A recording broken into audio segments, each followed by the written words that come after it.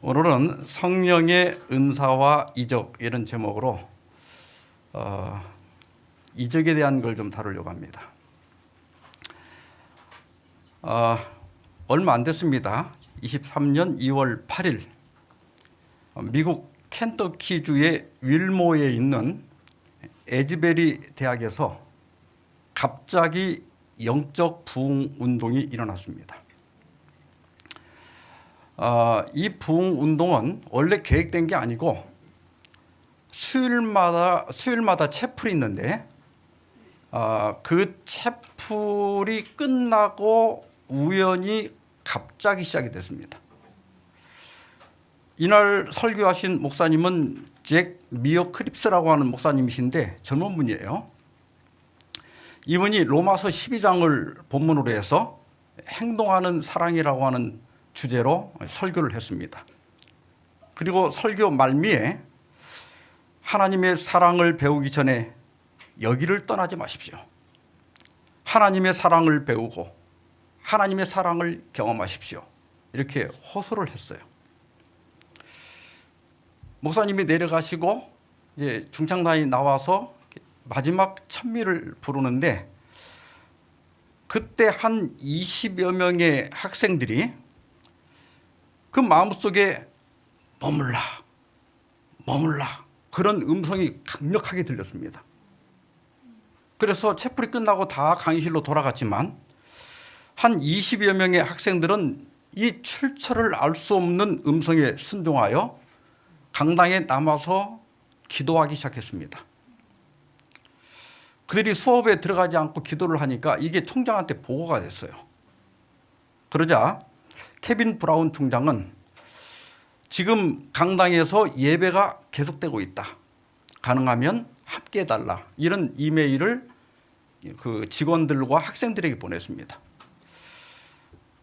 그러자 많은 사람들이 강당으로 몰려들었고 이 강당이 1,500석이 되는데 이 강당이 꽉 차고 또 모자라서 다른 체육관이나 이런 데까지도 중계를 하면서 사람들이 몰려들기 시작했습니다. 이렇게 해서 한 16일 동안 계속된 신앙 부흥 운동이 시작되었습니다. 제가 뭐 영상도 준비하고 했는데 오늘 이 내용이 너무 많아서 그건 다 보여드릴 수는 없고 집회는 하루 종일 밤까지 계속됐습니다. 많은 학생들이 나와서 자기의 죄를 고백하고 자기 삶의 고통을 호소하고 그리고 용서와 치유를 받는 경험을 했습니다. 대학의 모든 행사와 수업을 중단했습니다. 그리고 이 소식을 듣고 각지에서 수천 명이 이 시골 조그만 동네로 몰려들었고 그 다음에 수만 명이 이 인터넷을 통해서 함께 이 집회에 참여를 했습니다. 그리고 강당에 들어가지 못한 사람들은 자발적으로 캔버스 잔디밭이나 또 그 주변에서 기도회를 가지면서 똑같은 영적 현상을 경험을 했습니다. 에즈베리 대학의 이런 영적 부흥 현상은 이게 처음은 아닙니다.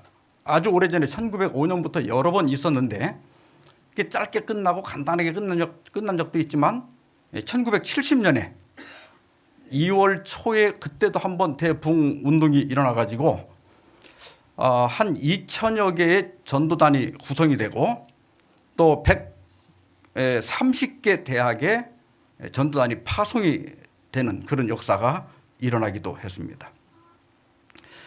이 부흥 운동은 한 2주 반이 지난 2월 25일 날 브라운 총장이 그때가 이제 토요일 날 발표를 했어요. 다음 주 월요일부터는 모든 학교 수업을 정상으로 돌리겠다. 그래서 에즈베리 대학에서는 일단 부흥회가 끝났지만 이 부흥의 여파가 지금 미국 전역으로 번지고 있어요. 그래서 다른 교회 또 다른 기독교 학교들 심지어 고등학교까지 이게 번져서 똑같은 영적 신앙 부흥을 경험하고 있습니다. 과연 이것이 성령으로부터 온 것이냐 아니면 일시적인 현상이냐 이 문제를 놓고 신학자들이나 또 목사님들이 찬반 의견들을 표출하고 있습니다. 저도 이 영상을 보면서 그 감격이 좀 오더라고요. 감동이. 그런데 각시대의 대쟁투 464페이지에 이런 말씀이 있습니다. 하나님의 최후의 심판이 세상에 내리기 전에 주님의 백성 중에는 사도 시대 이래 일찍이 목격하지 못한 근본적인 경건의 부흥이 일어날 것이다.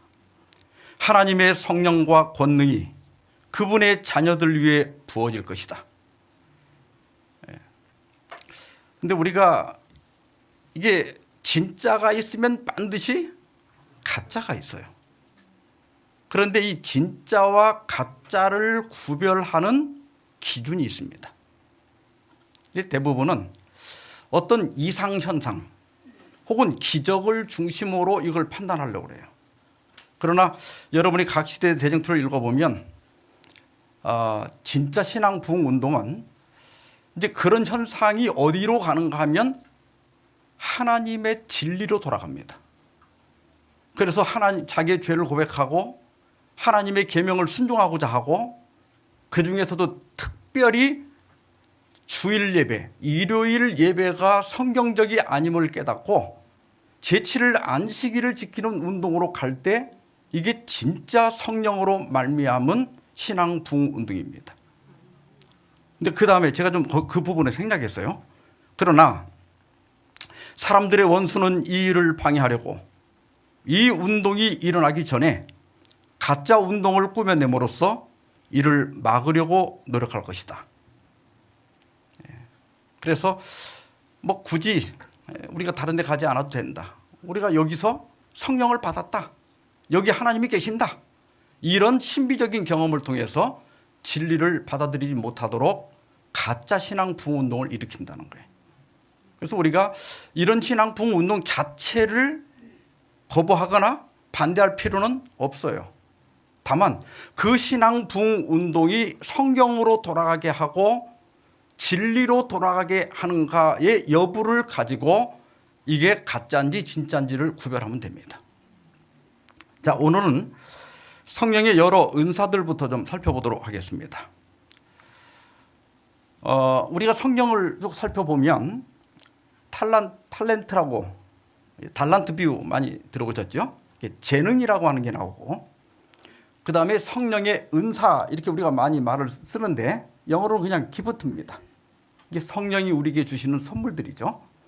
그 다음에 성령의 열매 이렇게 세 가지가 나와요. 재능은 개인이 어떤 일을 하는데 필요한 재주와 능력, 공부 잘하는 것도 재능입니다. 음악을 잘하는 것도 재능입니다. 또 운동을 잘하는 것도 재능이에요. 이런 것들은 자연적 차원이다. 타고나는 거다. 공부하는 머리가 따로 있어요. 다 공부 잘하려고 할 필요 없어요. 어떤 사람은 공부는 못해도 사업을 잘해서 돈을 잘 버는 사람이 있어요. 또 어떤 사람은 음악. 그러니까 그 음악하는 사람 보면 정말 어디 오라는 데도 없고 돈벌이도 안 되는데 막 이렇게 뭐 고구마 장사도 하고 빵 장사도 하면서도 그 노래를 못 넣는 거야. 이게 재능이거든요. 이건 행위와 관련되어 있습니다. 그 다음에 성령의 은사라고 하는 것이 있는데 이것은 교회의 공익을 위해 성령이 신자들에게 주신 특별한 재능이나 힘을 가리킵니다. 여기서부터는 이제 영적 차원이다. 이것도 역시 행위와 관련되어 있어요. 그런데 성령의 은사는 재능과 굉장히 밀접한 관련이 있습니다. 예를 들면 잘 가르치는 재능이 있어요. 그 사람이 이렇게 공부를 잘 가르쳐서 과외를 해갖고 돈을 벌면 재능이에요. 그런데 이 사람이 성경을 아주 잘 가르쳐갖고 사람들을 예수님께 인도하면 그건 재능이 아니라 은사가 되는 겁니다. 이해가 됩니까? 운동을 잘한다. 내가 축구를 잘한다. 그 재능이에요. 근데 우리 전사님이 축구하시는 모양이에요. 근데 그 축구를 통해서 사람들을 잘 사귀고 운동하면서 좋은 그 자기 모습을 매력적인 모습을 보여줌으로써 그 같이 운동하던 사람들을 예수님께 인도할 때는 은사가 되는 거예요. 그 차이를 아시겠죠? 그 다음에 성령의 열매는 뭐냐? 성령이 지배하는 생애에서 자연히 나타나는 것. 그래서 성경에 보면 성령의 9가지 열매가 있죠. 이것은 주로 품성과 관련된 겁니다. 그래서 이건 영적 차원이고 이건 상태입니다. 어떤 행위가 아니라 나라고 하는 사람의 성품, 그런 어떤 상태를 가리키는 용어입니다. 재능은 많은데 성령의 열매가 나타나지 않는다. 이제 이런 사람이 교회 욕을 먹입니다. 일은 많이 하는데 성품이 나빠. 그래가지고 일을 하면서 적을 많이 만들어요.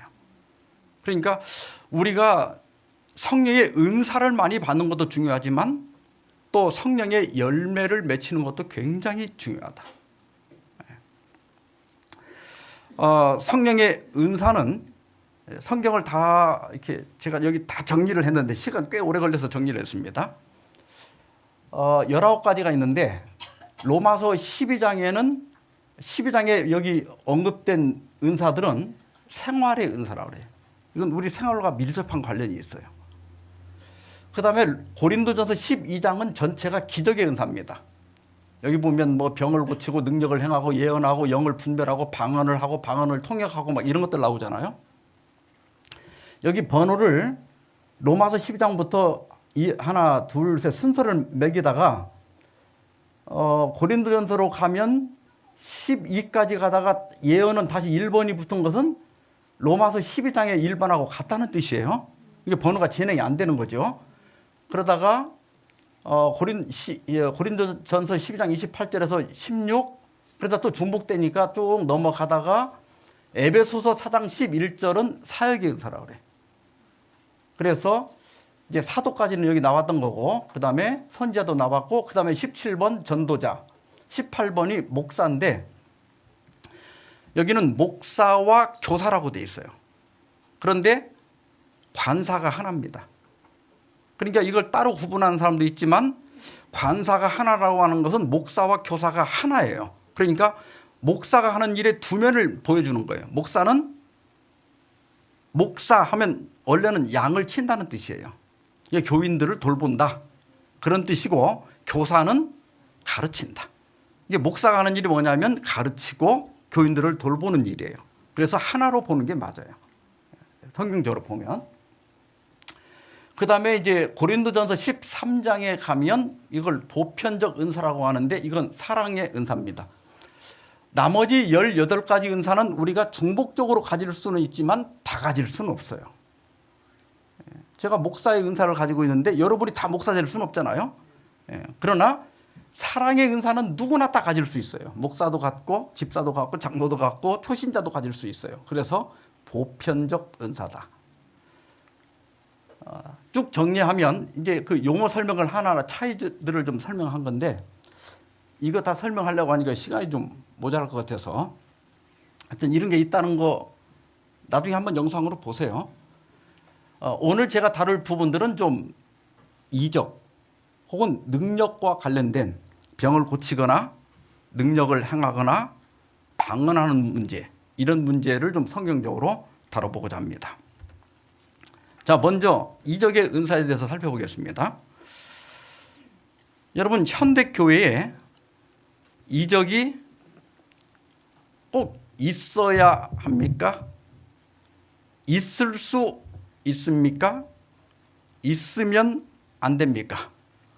자, 1, 2, 3번 중에 여러분 어떤 게 맞다고 생각하세요?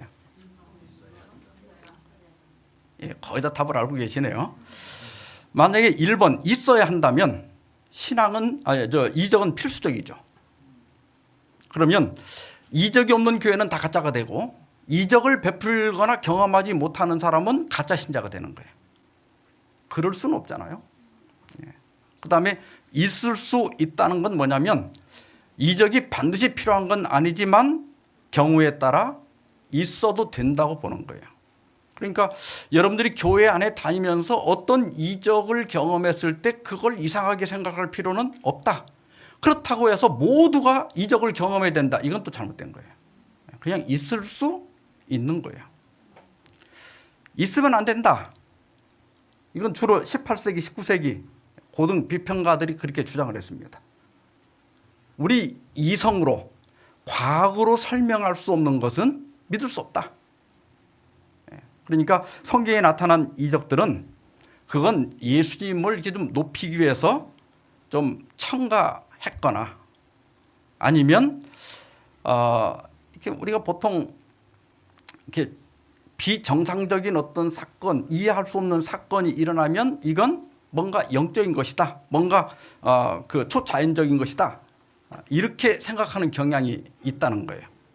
또 아니면 이건 역사적인 진짜 있는 사건이 아니라 그냥 우화나 혹은 비유다, 이제 이런 식으로 이 기적을 부인하는 사람들이 있어요.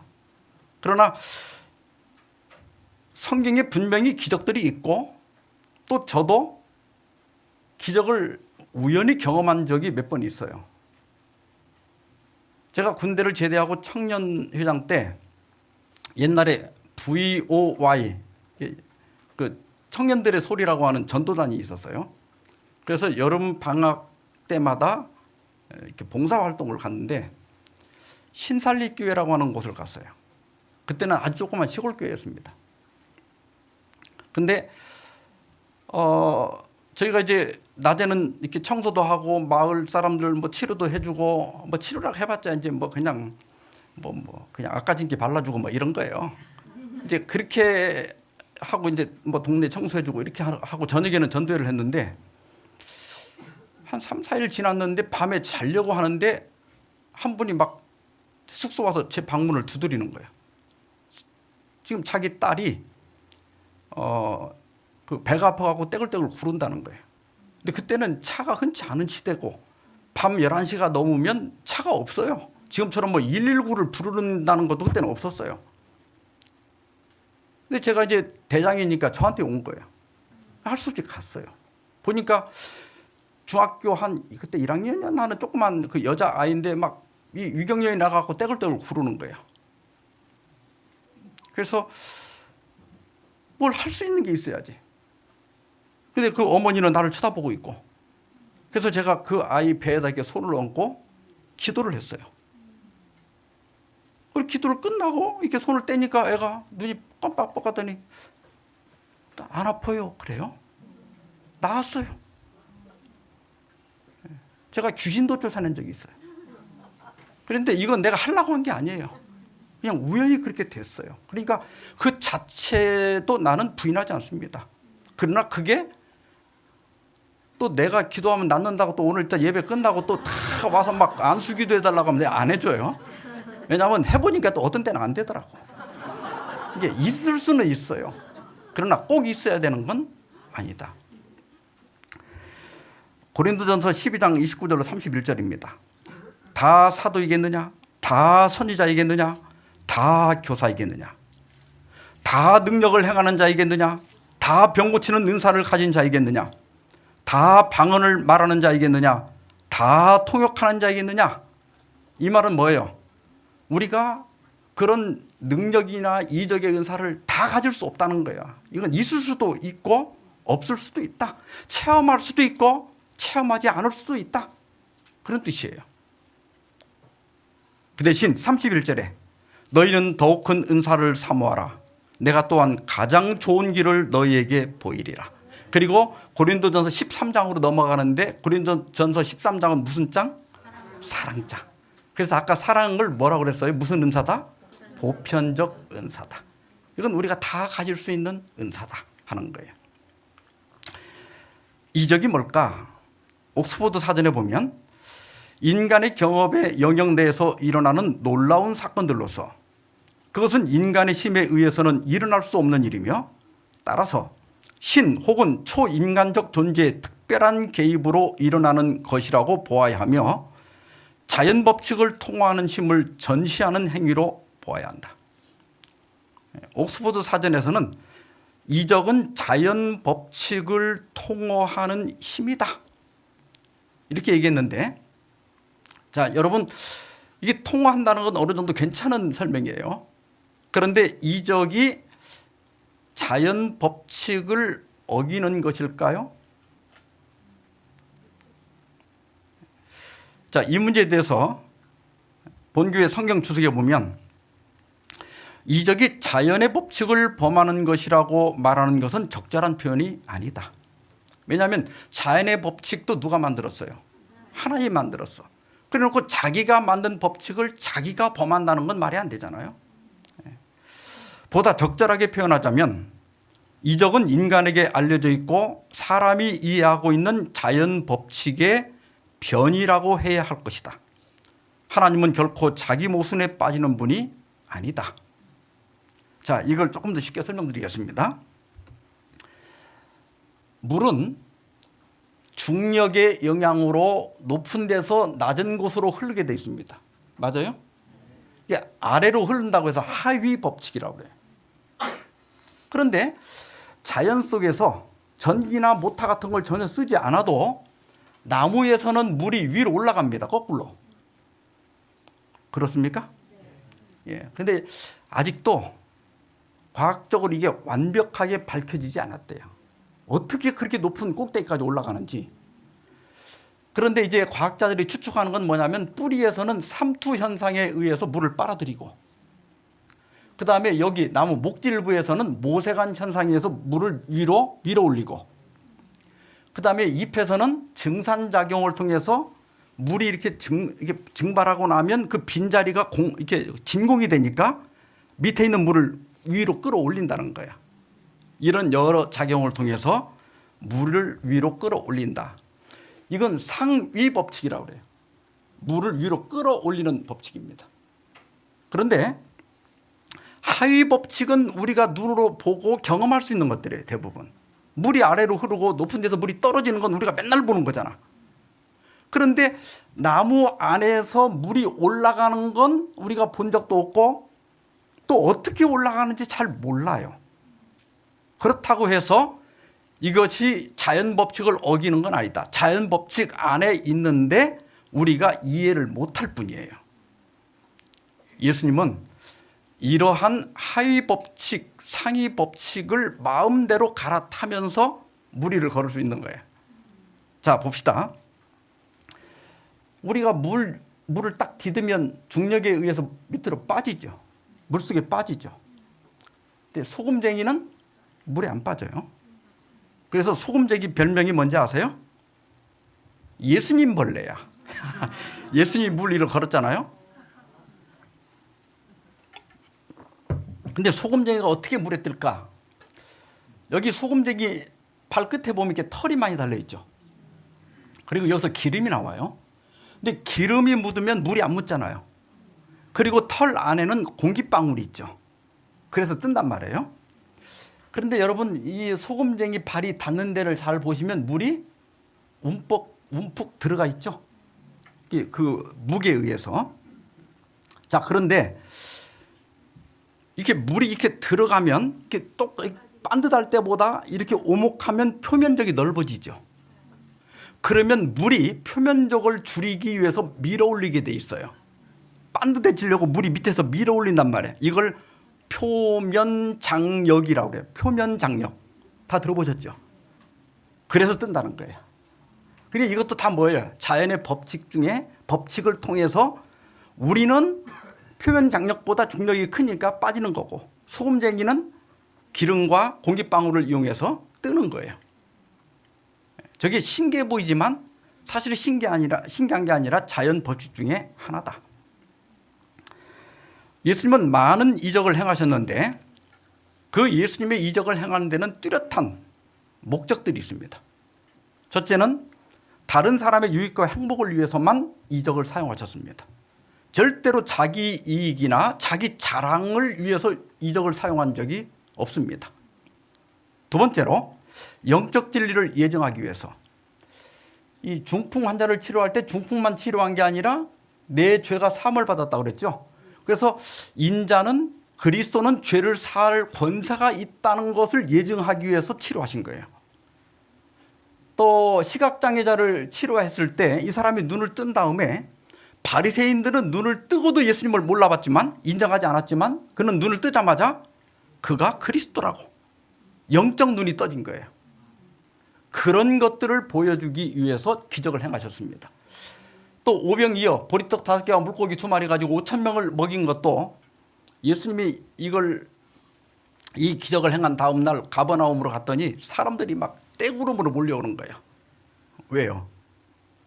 이제 예수님만 따라다니면 뭐는 걱정 안 해도 돼요. 먹는 건 걱정 안 해도 돼 이제. 그러니까 예수님께서 뭐라 그래요? 썩을 양식을 위하여 일하지 말고 영생하도록 있는 양식을 위하여 일하라. 너희가 나를 떡을 보고 따라왔는데 내가 너희들한테 밥 먹여주는 게 아니다. 그거보다 더 중요한 게 뭐냐면 생명의 양식을 먹어야 된다. 진리의 말씀을 먹고 영생을 얻어야지 이 땅에 사는 게 전부가 아니다. 그걸 가르치기 위해서 이 기적을 행한 거예요. 그 다음에 나사로를 부활시킨 것은 예수님은 비록 사람이 죽었다 할지라도 다시 생명을 부여할 수 있는 분이시다. 그런 것들을 예증하기 위해서 기적을 행한 것이지 자기 자랑을 하려고 한 것이 절대 아니라는 것입니다. 그 다음에 세 번째로는 구주로서의 거룩한 사명을 증거하기 위해서 내가 하는 그 역사가 아버지께서 나를 보내신 것을 나를 위하여 증언하는 것이요 그랬습니다. 그러니까 내가 기적을 베푸는 것이 내가 그리스도, 하나님께서 보내신 그리스도라고 하는 사실을 증거한다. 그러니 믿으라. 그 다음에 요한복음 6장 14절에도 그 사람들이 예수께서 행하신 이 표적을 보고 말하되 이는 참으로 세상에 오실 그 선지자 그리스도라 이렇게 인정을 합니다. 그래서 예수님의 거룩한 사명을 증거하기 위해서 기적을 사용하셨습니다. 그런데 때때로 또 기적을 거절하신 때가 있습니다. 여기 서기관과 바리새인들이 선생님이요 우리에게 표적 보여주시기를 원하나이다. 그런데 예수님께서 아주 심하게 말씀하십니다. 악하고 음란한 세대가 표적을 구하나 이렇게 그 바리새인들을 꾸짖으셨어요. 악하고 음란하다. 왜냐하면 이 일이 일어나기 전에 그때 그랬잖아요. 언제 이 표적을 보여달라고 했는가 하면 귀신 들려 눈 멀고 말하는 사람을 데려왔을 때 예수님이 고쳐주셨어요. 이게 기적이거든요. 그랬더니 사람들이 막 놀래갖고 와 이러니까 바리새인들이 뭐라고 했는가 하면 그건 귀신 왕 바알세불의 힘을 빌려서 한 거야. 그러니까 왕마귀야 이렇게 얘기한 거예요. 그건 하나님의 능력이 아니라 귀신의 능력이야 이렇게 얘기한 거예요. 그리고 다시 표적을 보여달라고 한 거예요. 이건 예수님에 대한 모욕이죠. 그러니까 아까 그거 인정 못하겠다. 아직도 그건 그리스도란 증거가 아니다. 이런 뜻이에요. 그래서 예수님께서 거절하신 거예요. 그리고 이제 요나 얘기를 했는데 요나가 물고기 뱃속에 이렇게 들어갔다가 기적적으로 살아나잖아요. 근데 니느웨에 가서 복음을 전할 때 기적 얘기는 한마디도 안 했어요. 그죠? 그런데 니느웨 사람들은 바로 회개했단 말이에요. 기적을 안 보고도 회개했어요. 그래서 바리새인들에게 왜 표적을 구하냐? 니느웨 사람들은 표적을 보지 않고도 기적을 보지 않고도 회개하지 않느냐? 그래서 나중에 심판 때에 니느웨 사람들이 일어나 너희를 정죄하리라 그렇게 말씀하신 거예요. 그래서 꼭 이적이 필요한 건 아니다. 오히려 그 이적이 위험할 수 있는데 마지막 때에 거짓 그리스도들과 거짓 선지자들이 일어나 큰 표적과 기사를 보여 할 수만 있으면 택하신 자들도 미혹하리라고 그랬어요. 그런데 여기 나오는 큰 표적과 기사는요, 초대교인들도 손을 내밀어 병을 낫게 하옵시고 표적과 기사가 거룩한 종 예수의 이름으로 이루어지게 하옵소서 표적과 기사를 구했어요. 그리고 바울도 사도의 표가 된 것은 내가 너희 가운데서 모든 참음과 표적과 기사와 능력을 행한 것이라. 내가 너희 가운데서 표적과 기사와 능력을 행했기 때문에 이것이 내가 사도라는 표가 됐다. 그래서 표적과 기사가 교회 안에 있을 수 있어요. 그러나 진짜가 있으면 가짜가 있어. 그러니까 마지막 때 거짓 그리스도들과 거짓 선지자들이 표적과 기사로 할 수만 있다면 택하신 자까지도 미혹하려고 할 것이다. 그러니까 이 할 수만 있다면 이 말은 뭐냐면 부인할 수 없는 이적을 베푼다는 뜻이에요. 그래서 이적만을 보고 믿으면 안 된다. 말씀을 보고 믿어야지 이적을 보고 교회를 선택하면 안 된다. 자, 질병 얘기를 좀 하겠습니다. 이 책이 연도를 보니까 제가 옛날에 사는 건데 한 40년 됐더라고. 이제 우리 한국의 1970년대, 80년대 순복음교회 또 그 김기동 그 귀신론, 김기동 목사의 귀신론 이런 이적을 통해서 막 교회가 급성장할 때 나온 책이에요. 한국교회 성령 운동의 현상과 구조라고 하는 책인데 여기에 이제 그 정신과 의사 또 신학 박사 또 심리학자 이런 분들이 논문을 제출한 거예요. 그 논문을 모아놓은 거예요. 근데 김광일 한양대 교수는 지금 우리 한국의 토속적인 샤머니즘이 있죠. 이게 무속신앙. 거기서 질병 치료하는 똑같은 방식이 기독교적 치변 형상으로 현재 나타나고 있다. 그러니까 이 기독교에서 치료라고 하는데 이게 거의 샤머니즘하고 거의 같다. 그래서 뭐 무슨 병에 걸렸든지 목사들이 병 고치는 거 보면 귀신아 나가라 하고 뭐 어떤 때는 막 랄랄랄랄랄 이렇게 하다가 막 와 이렇게 하면 막 쓰러지고 나섰다 그러고 이런단 말이에요. 이게 거의 무당들이 하는 거하고 같다는 거예요.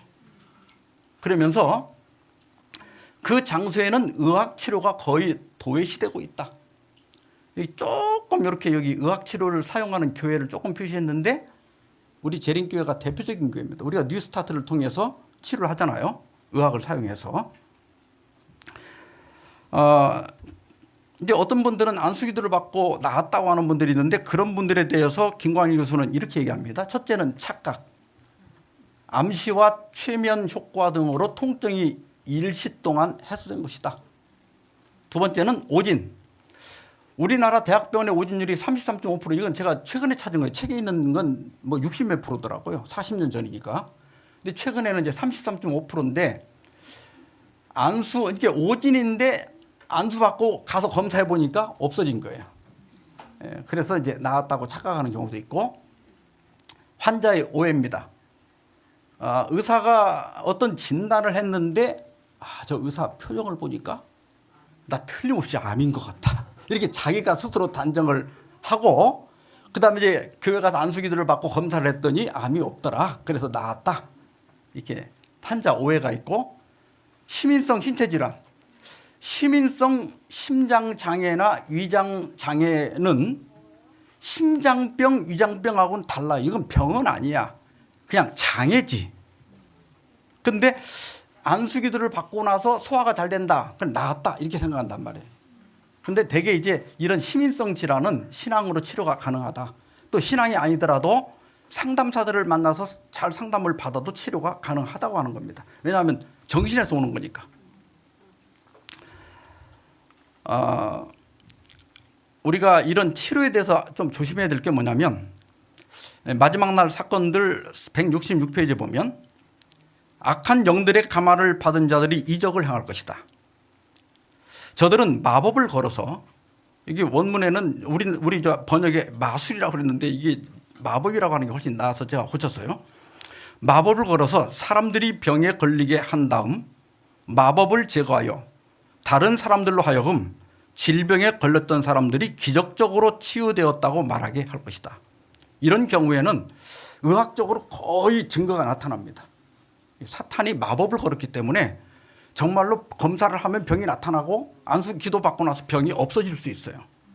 사탄이 그런 장난을 칠 수 있어요. 왜냐하면 모세가 지팡이를 던져서 뱀을 만들 때 그 애굽의 마술사들도 지팡이를 던져서 뱀을 만들었잖아요. 그런데 하나님의 기적이 더 우월하다고 하는 것이 모세가 만든 뱀이 마술사가 만든 뱀을 잡아먹어버리잖아요. 그 차이만 있을 뿐이지 흉내를 낼 수 있다는 거예요. 이게 완전히 부인할 수는 없다. 사탄도 이런 이적을 행할 수 있다는 겁니다.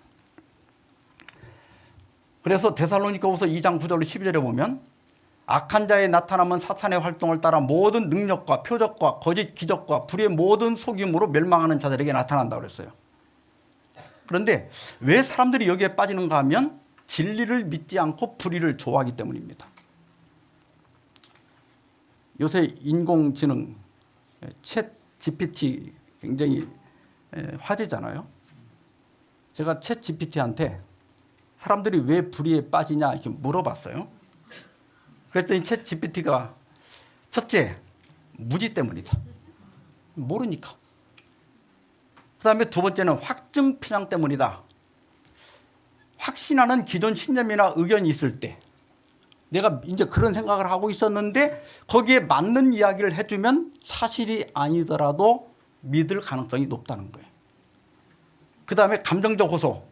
거짓말은 진실보다 더 매력적일 수 있습니다. 그래서 호기심이나 흥분을 주는 선정적 이야기나 음모론에 끌려 들어갈 수 있다.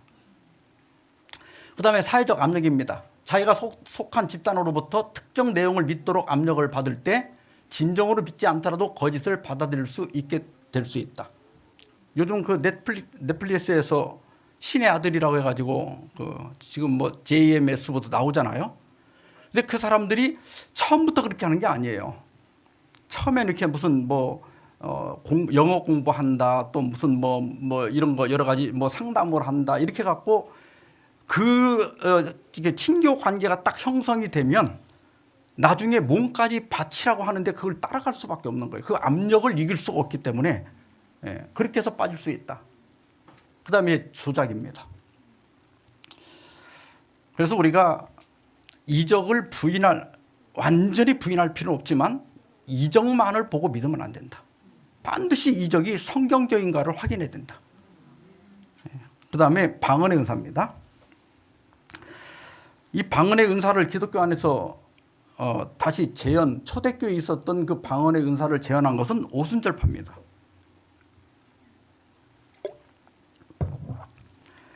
오순절파는요, 우리나라에서는 이제 순복음교회로 대표됩니다만은 지금 이 오순절파가 우리나라에도 여러 파로 갈라져 있어요.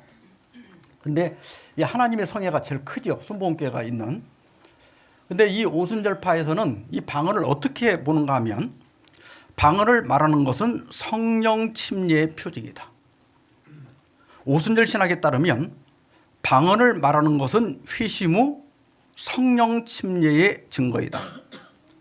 방언을 하지 않는 사람은 성령 침례를 받지 않은 사람이다. 이렇게 얘기합니다. 이 오순절파는 기독교에서 꽤 큰 파예요. 가장 교인이 많은 게 카톨릭. 한 13억 정도 돼요. 그 다음에 정교회가 한 2억 8천 정도 됩니다. 그 다음에가 사실은 이제 성공회가 8,500만인데 성공회도 뽑지만 영국 성공회 아시죠? 근데 그걸 이게 교단이 나눠져 있지만 오순절파를 다 모아보면 오순절파가 2억 8천이나 돼요. 3위예요. 카톨릭, 정교회, 그 다음에 오순절파예요. 그 다음에 성공회가 8,500만, 저희 재림교회가 2,100만. 그래서 우리가 5위거든요. 한 교단으로 볼 때. 그런데 자, 방언에 대해서 좀 봅시다. 여기는 지금 이렇게 방언을 하지 않는 사람은 성령 침례를 받지 않은 사람이다 이렇게 얘기하지만 사실은 옛날에는 성령 침례를 받지 못하면 방언을 못하면 구원 못 받은 거다 이렇게 얘기했거든요. 지금 이제 순화시켜서 말을 저렇게 할 뿐이에요. 근데 우리가 성경을 보면 두 개의 방언이 있어요. 첫 번째 방언은 사도행전형 방언입니다.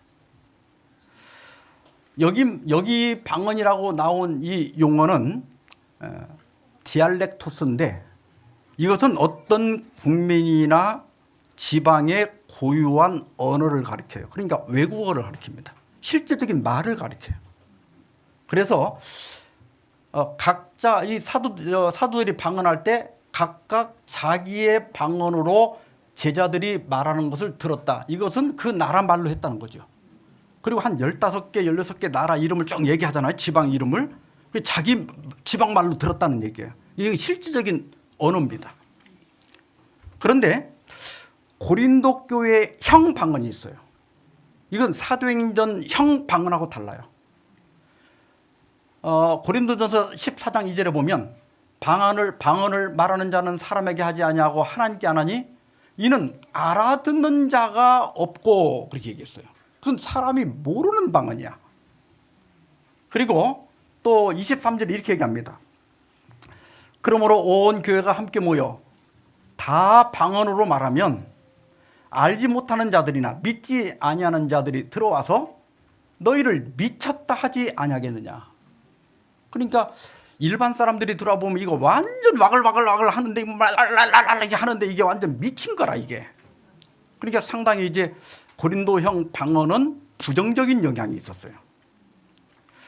이 두 개를 비교해 보면 사도행전형 방언은 청중이 이해 가능한 외국어였고 고린도 교회 방언은 청중이 이해를 할 수 없었고 사람에게 말하는 것이고 하나님께 말하는 것이고 또 그 방언을 하는 사람 화자가 뚜렷한 의식을 갖고 있었고 여기는 의식의 일부가 없었습니다. 내 마음은 열매를 맺지 못하리라 그랬는데 이게 마음이란 단어가 헬라어로 누스인데 정신이에요. 내가 정신이 열매를 맺지 못한다 이건 의식의 일부가 내가 정신이 좀 마비됐다 이런 뜻이에요. 그 다음에 사도행전형 방언은 통역이 필요 없지만은 고린도형 방언은 반드시 통역이 있어야 되고 왜냐하면 못 알아들으니까. 그 다음에 사도행전형 방언은 교회 덕을 세우지만은 고린도형 방언은 자기 덕을 세운다. 근데 이게 고린도 교회에서 너무나 확신을 갖고 대대적으로 일어나고 있었기 때문에 바울이 잘못됐다. 이거 하지 마라. 이렇게는 얘기를 제가 생각할 때는 못하는 것 같은데 하여튼 안 하고 있습니다. 그 대신 이렇게 권고합니다. 만일 누가 방언으로 말하거든 두 사람이나 많아야 세 사람이 이제 교회 안에서 너무 많이 하지 마라. 남들이 보면 미쳤다고 한다. 하되 차례를 따라하고 한 사람이 통역할 것이요 만일 통역하는 자가 없으면 교회에서는 잠잠하고 자기와 하나님께 말할 것이요. 집에 가서 혼자 하지 교회에 와서 방언하지 마라. 교회 덕이 안 된다. 이렇게 얘기한 겁니다.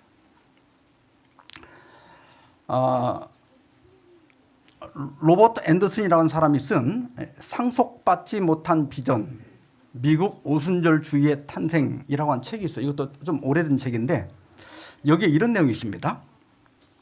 1830년 이래 오늘에 이르기까지 미국 오순절교회의 방언이라고 하는 것은 모두 알아들을 수 없는 말이고 번역될 수 있다 하여 시켜보았으나 두 통역이 서로 다른 번역을 하였다는 것이다.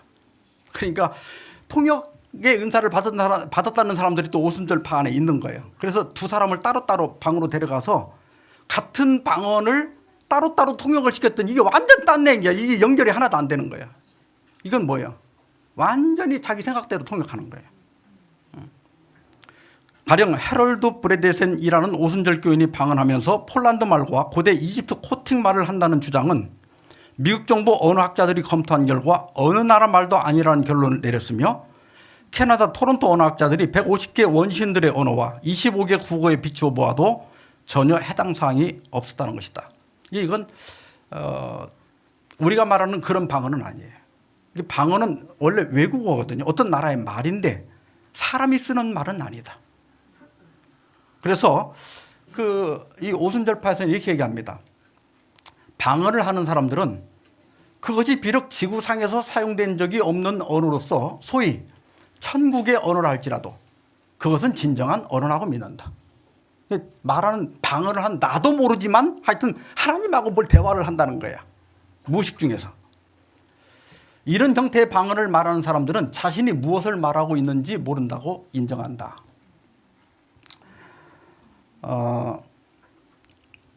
바울이 이걸 절대 하지 말라고 하지 않았기 때문에 이게 꼭 잘못이라고 저도 하고 싶지는 않아요. 그런데 서광선이라고 하는 전 이대 교수인데 이분은 심리학적으로 이걸 분석을 했어요. 그러면서 이렇게 얘기했습니다. 미국의 사회 심리학자들의 연구 결과에 따르면 방언은 일종의 퇴행적 언어 행위라는 결론이다. 방언은 유아기의 말을 배울 때 하던 말과 비슷하다는 것이다. 실제로 들어보셨어요? 저도 연구하러 가서 들어봤는데 애기들 옹알이 하는 거하고 거의 비슷해요.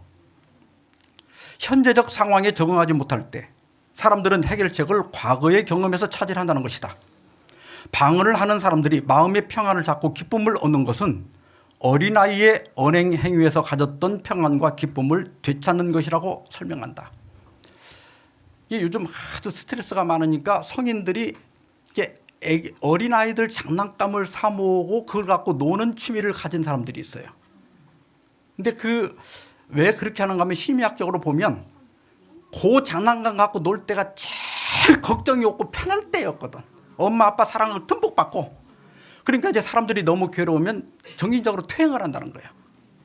그러니까 이렇게 박수를 계속 치고 막 뛰고 같은 노래를 가사가 똑같은 걸 반복하다 보면 뇌가 마비 상태에 들어가요. 그러면 이제 그 유아기 때로 퇴행이 되면서 이렇게 옹알이 비슷한 걸 하는 거예요. 그걸 이제 방언이라고 생각하는데 치료 효과는 있다. 그러나 권장할 건 아니다. 왜냐하면 방언의 은사를 왜 줬는가를 생각해야 돼요. 그것은 사람들에게 복음을 전하기 위해서 내가 외국어를 할 줄 모르는데 외국인에게 복음을 전할 필요가 있을 때 필요에 의해서 준 것이지 자기 어떤 스트레스 해소용으로 준 건 아니거든요. 그래서 방언을 완전히 부인하지는 않지만 꼭 필요한 건 아니다. 자, 그러면 성령의 침례가 뭘까? 침례 요한은 나는 너에게 물로 침례를 베풀었거니와 그는 너에게 성령으로 침례를 베푸시리라 그랬거든요. 그런데 이 요한이 한 말이 지어낸 게 아니고 구약에서 가져온 거예요. 에스겔 36장 25절로 27절에 보면 맑은 물을 너에게 뿌려서 너희로 정결하게 하되, 이건 정결에 대한 상징이고, 곧 너희 모든 더러운 것에서와 모든 우상 숭배에서 너희를 정결하게 할 것이며, 또 새 영을 너희 속에 두고 새 마음을 너에게 주되. 그러니까 이 침례는 이렇게 육체를 씻는 게 아니라, 목욕하는 게 아니라, 물속에 들어가지만 몸을 씻으려고 들어가는 게 아니라 마음의 죄를 씻으려고 들어가는 것이다. 그 다음에 또 하나는 뭐냐면 새 마음을 받는 것이다. 내가 타고난 죄된 마음을 십자가 아래 내려놓고 성령이 주시는 새 마음, 새로운 동기, 새로운 경향, 새로운 취미를 갖는 것이다. 이게 성령으로 거듭나는 것이다. 그래서 너희 육신에서 굳은 마음을 제하고 부드러운 마음을 줄 것이며, 또 내 영을 너희 속에 두어 너희로 내 율례를 행하게 하리니 너희가 내 규례를 지켜 행할지라. 그래서 최종적으로는 하나님께 순종할 수 없었던 죄인이 하나님께 순종할 수 있는 사람으로, 율법을 지킬 수 없었던 사람이 율법을 지킬 수 있도록 변화되는 것이 참된 구원이고, 이것이 성령의 침례고 물의 침례의 진짜 의미다, 그런 뜻입니다. 그래서 가르법문 기별 1권 411페이지 보면 우리에게 필요한 것은 성령의 침례이다. 그러면서 뭐라고 했는가 하면, 마치 그리스도께서 니고데모에게 말씀하신 것처럼 나는 그대에게 거듭나야 하겠다. 사람이 거듭나지 아니하면 하나님 나라를 볼 수 없느니라고 권고하는 바이다. 그러니까 이게 침례를 받을 때 겉으로는 물에 들어가는 것이지만 내면적으로는 우리 마음에 새 마음을 받는 것이다. 이것이 성령의 침례다. 방언이 성령의 침례가 아니라 새로운 마음을 받는 거예요. 그 동기가 달라지고 삶의 목적이 달라지고 또 내 경향성이 달라지고 취미가 달라지는 거예요. 그래서 전에 술을 좋아하던 사람이 술을 끊게 되는 거예요. 세상에서 성공하려고 했던 사람이 이제는 하늘에서 성공하려고 하는 거예요. 이것이 성령의 침례에 참된 의미다. 자, 마지막으로 이적 분별하는 기준을 좀 말씀드리겠습니다. 요한일서 4장 1절에 보면, 사랑하는 자들아 영을 다 믿지 말고 오직 영들이 하나님께 속하였나 분별하라. 많은 거짓 선자가 세상에 나왔습니다. 그래서 우리가 이런 이적들이 나타날 때마다 분별을 해야 돼요. 부흥운동이 일어날 때마다 분별을 해야 돼. 그리고 성령의 은사 중에 어떤 사람에게는 영들 분별함을, 이걸 분별하는 은사를 주셨어요. 그래서 이런 거에 아주 이렇게 탁월한 분들이 있어요. 어떤 사람은 쉽게 빠지는데 어떤 사람은 그걸 딱 들으면 아, 저건 거짓 영이다, 이렇게 아는 분들이 있어. 이런 분들의 지도를 받을 필요가 있어요. 여러분, 참된 이적은 다 읽을 시간 없지만 그들의 열매로 그들을 알리라. 이게 기준입니다. 예수님이 현장에서 간음하다 잡힌 여자를 용서하신 다음에 이제 가서 네 맘대로 살아라. 그렇게 하지 않고 뭐라고 그랬어요? 가서 다시는 죄를 범하지 말라. 그래서 엘렌 화이트는 참된 이적을 이렇게 설명합니다. 그리스도는 그들의 열매로 그들을 알지니라고 말씀하신다. 만약 병 고치는 일을 행한 사람이 이런 이적이 나타난 것 때문에 그들이 하나님의 율법을 무시한 것을 변명하고 계속 불순종 가운데 남아 있고자 한다면 비록 그들이 어떤 능력을 가졌을지라도 그것은 하나님의 그 능력을 두는 것이 아니요 반대로 그것은 이적을 행하는 큰 사기꾼의 능력을 믿는 것이다. 자, 술을 너무 많이 먹어가지고 간경화가 왔어요. 근데 가서 목사님한테 안수기도만 하면 낫는 거야. 그러면 이제는 이 사람은 술 끊을 필요가 있어요, 없어요? 맘 놓고 먹는 거야. 이제는 허가까지 맡은 거야. 이제 이거 허가 맞고 술 먹는 거야. 근데 하나님께서 그런 부절제를 승인해 줄 수 있겠느냐는 거예요. 그러니까 이게 하나님께로부터 왔느냐 거짓이냐를 알 수 있는 기준은 뭐냐면 그 사람이 죄를 끊고 완전히 생애가 바뀌어야 이게 진짜 이적이라는 거예요. 네. 이거 최근 신문입니다. 3월 9일자 조선일보에 건강한 유전자 덕에 오래 산다 100세 초장수인의 8가지 특징이 나와 있는데요. 장수와 관련된 유전자가 수명에 25% 정도 영향을 미치는 것으로 파악된다. 75%는 생활 방식에 의해 장수가 결정된다는 의미다. 초장수인 생활을 분석한 일본, 이탈리아의 연구들을 종합하면 그들은 사람들과 잘 어울렸고 친구가 많았다. 대개 믿는 종교가 있었고 목적의식이 뚜렷했고 자원봉사 활동도 많았다. 신체 활동량이 많았고 몸이 유연했다. 아침을 포함해 새끼 식사를 했다. 그 다음에 콩, 견과류, 야채를 많이 먹었고 음주 빈도는 높지 않았다. 딱 보면 이거 갖다 누구한테 붙이면 될 것 같아요. 재림교인들. 아니 내가 나 오래 살 모양이야. 나 이거 보면서 야, 나 오래 살 것 같다 이 생각이 들었습니다. 근데 초대교회는 분명히 병 고치는 의사 있었잖아요. 근데 왜 현대교회는 이게 많이 안 일어나느냐? 여러분, 하나님의 은사는 경제적 은사입니다. 다시 말하면 사람이 다 할 수 있는데 하나님이 대신 해주기 위해서 은사를 주는 게 아니라는 거예요. 이게 초대교회 때는 예수님의 제자들이 다 갈릴리에서 고기나 잡던 어부들이야. 외국어를 한마디도 못해. 근데 복음이 점점 전파되고 이렇게 하다 보니까 외국 사람을 만나서 복음을 세상 끝까지 전해야 되겠는데 말을 할 수가 없는 거야. 그래서 방언의 은사를 주신 거예요. 그러다 외국어를 말할 수 있는 은사를 주셨다가 나중에 사도 바울이 들어오고 이제 지식인들이 들어오면서 서서히 방언의 은사가 교회에서 사라졌습니다. 그건 하나님이 은사를 주지 않아도 사람들 중에 그런 사람을 교육시켜서 얼마든지 할 수 있으니까. 또 처음에는 의료시설이 아주 의학이 발달하지 못했기 때문에 병 고치는 기적을 많이 행했지만 의학이 점점 발달하면서 교회 안에서 병 고치는 이적들이 거의 사라졌습니다. 왜? 병원 가서 하면 되는데 교회가 그걸 할 필요가 있느냐는 거예요. 이걸 뭐라고 한다? 경제적 은사라고 한다. 하나님은 은사를 낭비하지 않는다. 하나님의 은사는 우리의 부족을 보완하기 위해서 주어지는 것이지 우리 할 일을 대신하기 위해서 주어지지 않는다. 그러면 이적 중에 최고의 이적이 뭘까? 이것만 읽고 마치겠습니다. 사도행전 476페이지. 남녀들은 그리스도의 능력을 힘입어 죄악적 습관의 사슬을 끊었다. 야비한 자들은 경건하게 되고 술주정뱅이가 술을 마시지 않게 되고 방탕한 자들이 순결하게 되었다. 사탄의 모습을 가졌던 영혼들은 하나님의 형상으로 변화되었다. 이 변화 자체가 이적 중에 이적이다. 이런 놀라운 기적이 저와 여러분의 생애에 계속 일어나서 우리 가정이 행복해지고 교회가 행복해지게 되길 바라면서 말씀 마치겠습니다.